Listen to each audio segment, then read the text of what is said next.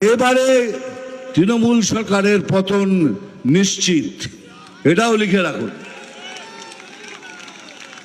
1000 টাকার লক্ষ্মীর ভান্ডার পাচ্ছেন, নিন, খুব ভালো কথা, কিন্তু এটা তো আপনাদেরই পয়সা। আমি একবার বহরমপুর গেছিলাম, এক টোটো চালকের সাথে দেখা হলো, কিরে কেমন আছিস, ভালো আছিস, 1000 টাকা করে তো পাচ্ছিস। বলে দূর দাদা, একটুখানি লিমিট ক্রস করলে 1000 টাকা পুলিশ নিয়ে নিচ্ছে, সেটাই ঘুরিয়ে ফিরিয়ে আমাকে দিয়ে যাচ্ছে। সত্যি কথা, রিয়েলি বলছি।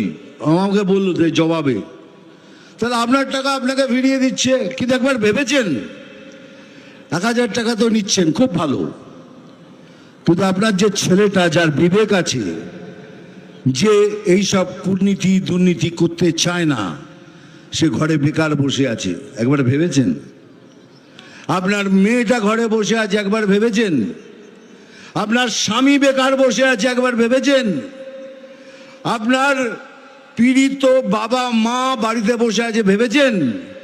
কেননা ইনি আয়ুষ্মান ভারতকে আসতে দেননি। আয়ুষ্মান ভারত এলে পরে 5 লক্ষ টাকা সেবার জন্য আপনারা পেতেন।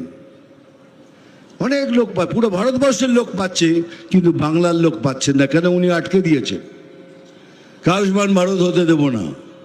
তার মানে ইনডাইরেক্টলি বলছে আপনারা মরুন, যাই করুন, আমি ভালো থাকলেই হলো। তাহলে কি ভেবেছেন 1000 টাকায় আপনার এত কিছু হয়ে যাচ্ছে? হতে পারে না, হবে না। তাই দয়া করে সবাই মিলে একসাথে ম্যাক ছাতার নিচে এসে এবারে সংকল্প নিন, এই সরকারকে আমরা তাড়াবো, তাড়াবো, তাড়াবো।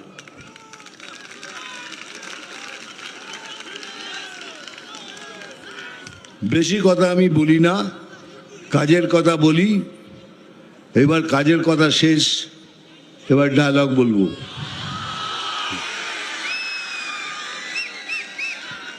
এবার ওটা তো বলতে পারবো না, কে রাঁধবো খিচুড়ি এখানে, খাবি তোরা এখানে সেখানে।